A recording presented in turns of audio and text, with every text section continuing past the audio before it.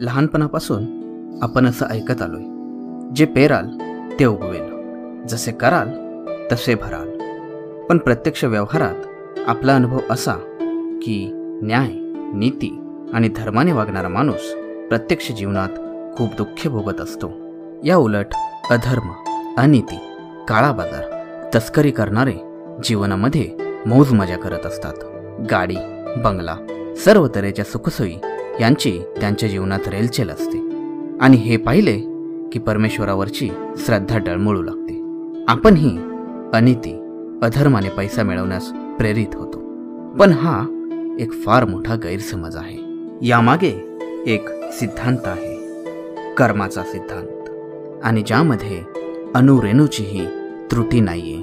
आज आपण चिंतन करणार आहोत कर्माचा सिद्धांत किंवा थेअरी ऑफ कर्मा या पुस्तकावरती. विद्वान लेखक व सिद्धहस्त व्याख्यानकार श्री हिराबाई ठक्कर यांनी अतिशय सोप्या भाषेत आणि नित्याची उदाहरणे देऊन कर्माचा सिद्धांत सांगितलेला आहे. मूळ गुजराती असलेल्या या पुस्तकाचे भाषांतर हिंदी, मराठी, तेलुगू, सिंधी आणि इंग्रजीमध्येही झालेले आहे.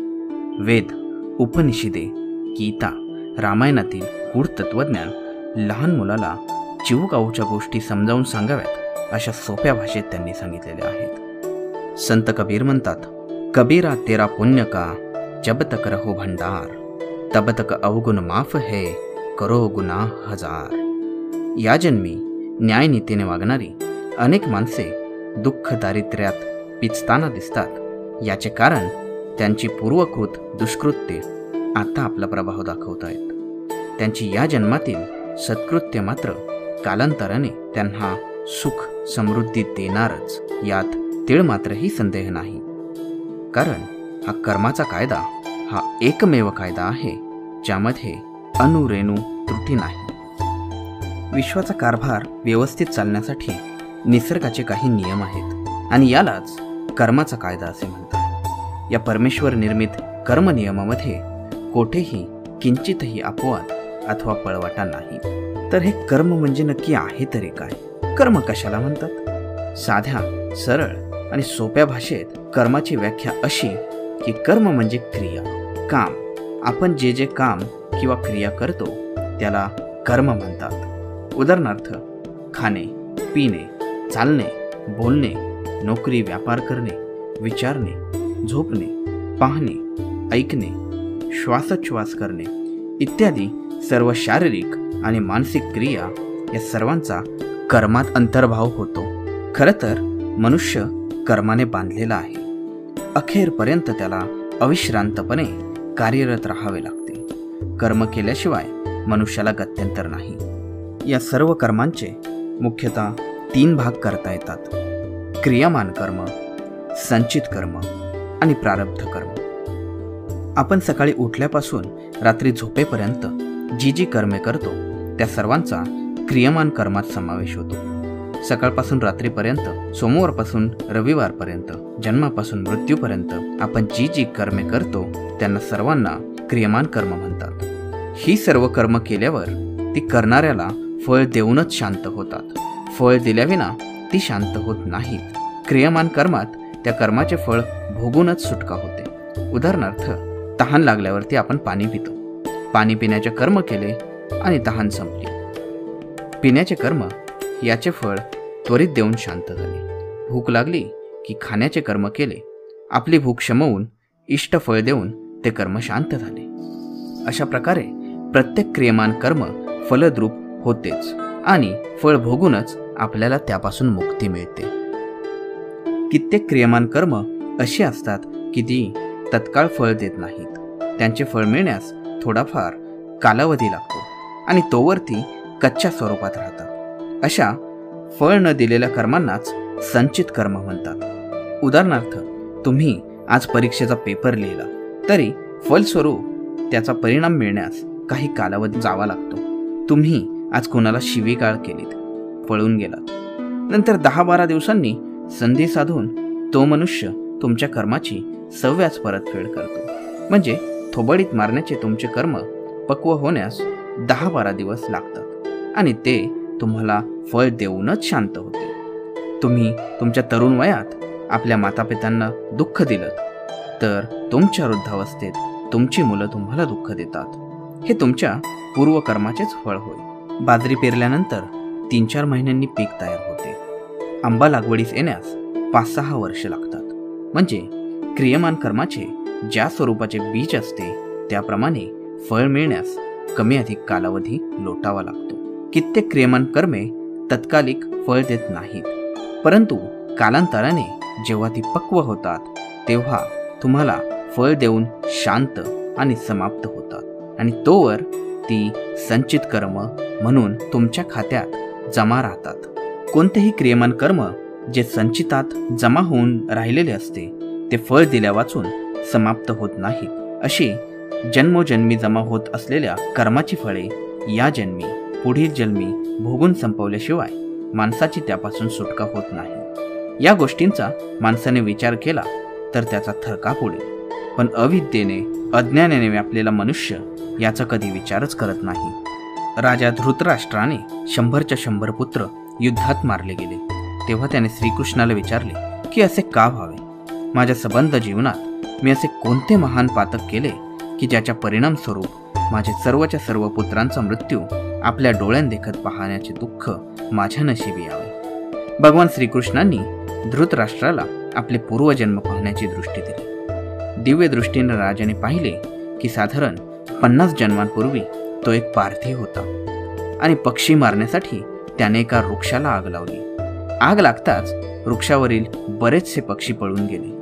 मात्र आगीची झळ लागल्याने कित्येक पक्षी आंधळे झाले, तर अनेक पक्ष्यांची 101 पिले उडू न शकल्यामुळे आगीत होरपळून मृत्युमुखी पडली. राजाचे त्या जन्मीचे क्रियमान कर्म फळ देण्याची योग्य संधी पाहत संचित रूपात शिल्लक राहिले आणि या जन्मात राजाला त्याच्या काही अन्य पुण्याच्या फलस्वरूप जेव्हा 100 पुत्र प्राप्त झाले तेव्हा हे कर्म पक्व होऊन फळ देण्यासाठी सज्ज झाले. परिणामी राजा अंधळा जन्मला आणि त्याचे 100च्या 100 पुत्र युद्धात मरण पावले. जे संचित कर्म परिपक्व होऊन फळ देण्यास तयार होते त्याला प्रारब्ध कर्म असे म्हणतात. अनादी काळापासून संचित कर्मांचे असंख्य हिमालय सदृश्य पर्वत जीवात्म्यांच्या खात्यात जमा झालेले असतात. त्यापैकी जी संचित कर्म पक्व होऊन फळ देण्यास योग्य होतात तेवढी प्रारब्ध कर्मे भोगण्यास अनुरूप असे शरीर त्याला भेटते आणि नंतर त्या जीवनकाळात भोगण्यासाठी तयार झालेली सर्व प्रारब्ध कर्म भोगल्यानंतर त्याचे शरीर सुटते. प्रारब्ध भोगण्यास अनुरूप असा देह, आरोग्य, स्त्री पुत्राधिक नातलग, सुख दुःख इत्यादी त्या जीवनकाळादरम्यान त्याला प्राप्त होतात. सर्व प्रारब्ध कर्म पुरेपूर भोगल्यानंतर त्याचा देह सुटतो, म्हणजेच जो जीवात्मा या देहातून सुटतो. एखाद्या म्हाताऱ्या माणसाला अर्धांगवायू झाला असेल तर तो या कुशीवरून त्या कुशीवर होऊ शकत नाही. स्वच्छतेच्या अभावी त्याच्या अंगाला दुर्गंधी सुटलेली असते. अंथरुणात पडल्या पडल्या वारंवार परमेश्वराच्या आनाभाका करत असतो. तेव्हा तुझ्या पायाशी यायला मी केव्हाही तयार आहे असे वारंवार बोलून सुद्धा आणि देवाची कितीही आळवणी केली तरीही या जन्मी भोगण्याचे निर्धारित प्रारब्ध पूर्ण होत नाही तोपर्यंत काहीही केले तरी त्याची या देहातून सुटका होत नाही. ज्या क्षणी ते पूर्ण होते त्या क्षणी त्या म्हाताऱ्याचा अंत होतो. आपल्या संचित कर्माच्या पर्वतप्राय साठ्यातील काही कर्म परिपक्व होतात आणि प्रारब्ध कर्माच्या रूपात ती भोगण्यासाठी जणू आपली वाटच पाहत असतात. मग ती कर्मे भोगायला अनुरूप असा देह आपल्याला पुन्हा प्राप्त होतो. पुन्हा नवीन आई वडील, स्त्री पुत्र नातलग त्या माणसाला मिळेल आणि त्या जीवनकाळात भोगण्याची सर्व प्रारब्ध कर्म भोगेपर्यंत तो जीवात्मा त्या नवीन देहामध्ये अडकतो. अशा रीतीने जन्म मरणाच्या चक्रात जीवात्मा सतत फिरत असतो. केलेली सर्व कर्म ही भोगावीच लागतात. फळ भोगल्याशिवाय आपली सुटका नाही. म्हणून वाईट कर्म करण्यापूर्वी माणसाने 1000 वेळा विचार करावा की एकदा कर्म केल्यावर त्याचे फळ आज ना उद्या भोगायचेच आहे. त्यावेळी छाती पुढे करून माणसाने त्याला सामोरं जाण्याची तयारी ठेवली पाहिजे. म्हणून जाणकार म्हणतात, हसत कर्म करावे, भोगावे रडत तेची परिणामी. हसत हसत केलेले पाप हे रडत रडत भोगावेच लागते. तुमच्या प्रारब्धात जितका पैसा लिहिलेला असेल त्याहून एक पैही जास्त किंवा कमी कितीही खटपट लटपट केली तरी मिळणार नाही. अधिक धन मिळवण्यासाठी तुम्ही कोणत्याही वाम मार्गाचा अवलंब केलात तरी ते मिळणार नाही, आणि मिळाले तरी अचानक या ना त्या मार्गे हातातून निसटून जाईल. शिवाय कुमार्गाचा आसरा घेतल्याने अनिष्ट क्रियमान कर्म निर्माण होईल ते वेगळेच. म्हणून धनासाठी उगाच धावपळ करू नये. कोणाचेही शिव्या शाप न घेता, थोड्याशा लाभासाठी हलकट माणसांची हांजी न करता सतसत विवेक बुद्धीने वागून प्रारब्धवशात जे प्राप्त आहे ते आपल्या लायकीहून अधिक आहे अशी मनोभावना ठेवून संतोषपूर्वक समाधानी जीवन व्यतीत करणे हाच खरा पुरुषार्थ आहे. माणसाला आयुष्यात अनेक गोष्टी प्राप्त करण्याची इच्छा असते.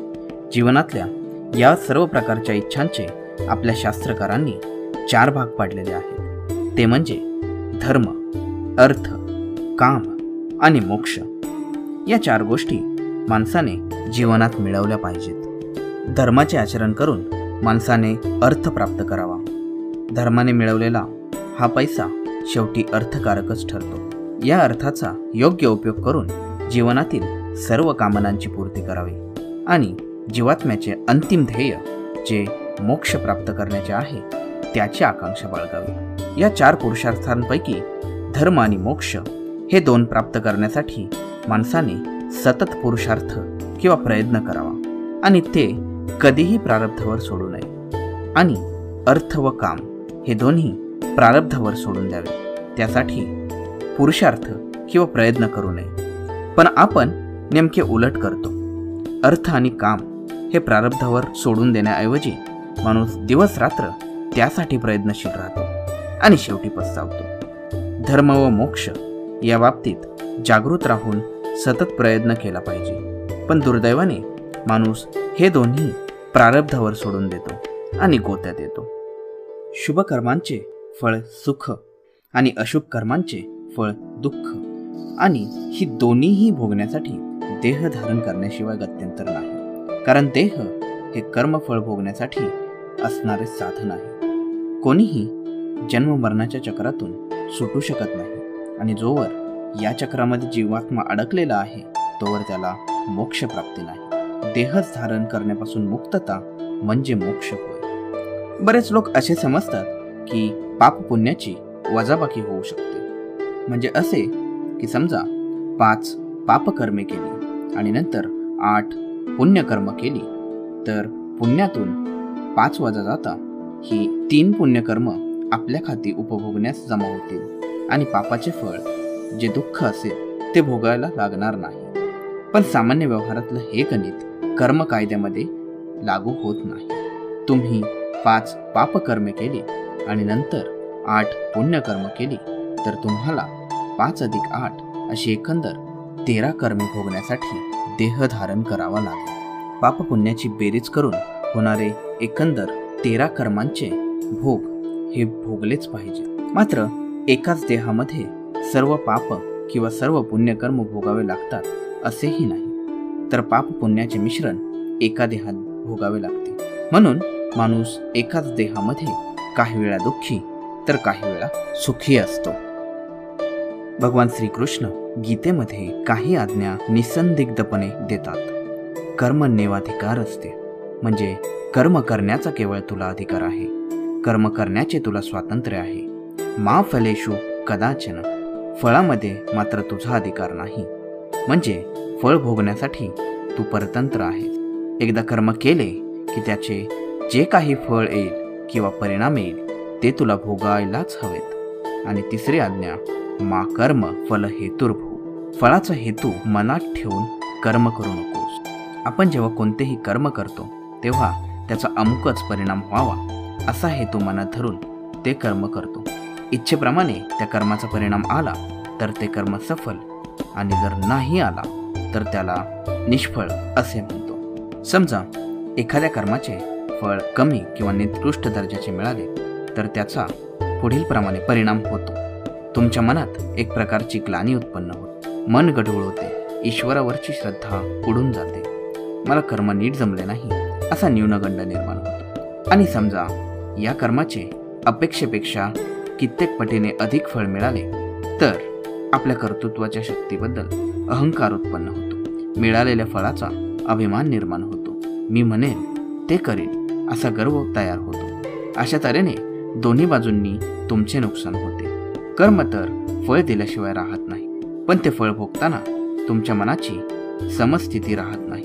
आपल्या कर्माच्या फळाचा विचार न करणे याचा अर्थ फळाची आसक्ती किंवा लोभ हे ठेवू नये. अविचाराने काम करणे असा होत नाही, पण आपल्या कर्माचे उत्तम फळ मिळावे यासाठी समजूतदारपणे योग्य असा पुरुषार्थ करणे असा होतो. उदाहरणार्थ, एखाद्या शेतकऱ्याने भर उन्हाळ्यात जिथे पाण्याची बिलकुलच सोय नाही अशा खडकाळ खारवट जमिनीत उत्तम बी पेरले तर उन्हाळ्याच्या तापाने ते जळून जाणारच.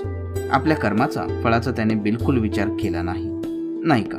आणि हे शहाणपणाचे नाही. भगवान पुढे म्हणतात, योगस्थ होऊन तू कर्म कर, फळाची आसक्ती सोडून कर्म कर, आणि कर्माचे फळ तुझ्या अपेक्षेप्रमाणे येऊ न येऊ त्याची चिंता न करता मनाची स्थिरता ठेवून निष्काम मनोवृत्तीने कर्म करत राहा.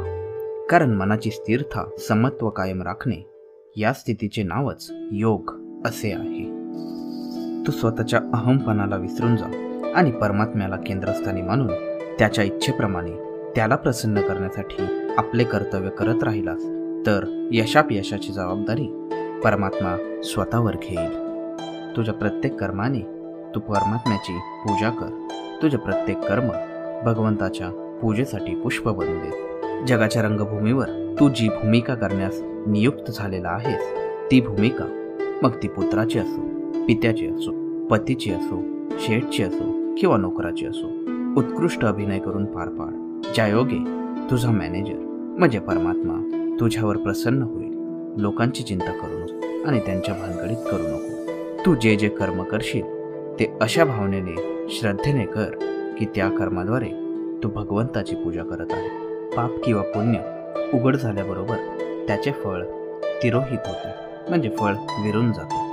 समजा तुम्ही पुण्य केलं, मोठा दानधर्म केला आणि त्याची मोठी प्रसिद्धी वर्तमानपत्रात तुमच्या फोटोसह दानधर्माबद्दल वाखाणणी करणारा मजकूर छापून आला. तुमच्या नावाची दगडी शिला एखाद्या संस्थेत बसवण्यात आली. अशा तऱ्हेने तुम्ही तुमचे पुण्यकर्म प्रसिद्ध केले तर त्याचे फळ हे त्वरित नष्ट होते. तुम्हाला मिळालेली प्रसिद्धी, उधळण्यात आलेली स्तुतीसुमन या रूपाने तुम्हाला फळ देऊन ते पुण्यकर्म नष्ट होते, शांत होते. त्याचप्रमाणे आपली पापकर्मेही उघड कराल, त्याची मोकळे मनाने प्रसिद्धी कराल तर ती सुद्धा विरून जातात. गांधीजींनी लहानपणी काही पापकर्मे केली. चपराशाने टाकलेल्या विड्यांची थोडके फुंकली, मांस भक्षण केले, वडिलांच्या खिशातील पैसे चोरले वगैरे पापकर्म त्यांनी केली. ती सर्व आपल्या आत्मचरित्रात त्यांनी जाहीरपणे उघड केली. त्यांच्या या निसंदिग्ध कबुली जबाबामुळे त्यांची पापकर्मे विरून गेली. मोठ्या संतांनी, महापुरुषांनी आपली गुपिते खुल्या मनाने हिंमतपूर्वक जग जाहीर केली आणि तसे करताना लोकनिंदेची काळजी त्यांनी केली. म्हणून महान आत्मे म्हणून त्यांची जगामध्ये गणना झाली. त्यांनी खऱ्या गोष्टी हिंमतपूर्वक जगापुढे मांडण्याचे धैर्य दाखवले, म्हणून त्यांची निंदा करण्याची कोणी हिंमत करत नाही. याउलट आपण आपली पापकर्मे लपून छपून गुप्तता राखून करत असतो आणि म्हणूनच आपल्याला रडत रडत त्याचे फळ चार चौघांसमक्ष भोगावे लागते. तर मित्रांनो, या व्हिडिओमध्ये आपण पाहिला हिराबाई ठक्कर यांच्या थिअरी ऑफ कर्मा या पुस्तकाचा मराठी सारांश. आपल्याला हा सारांश कसा वाटला हे कमेंट बॉक्समध्ये नक्की कळवा. या पुस्तकाची लिंक डिस्क्रिप्शनमध्ये दिलेली आहे. सबस्क्राईब करायला विसरू नका. आपले मराठी मॅटर.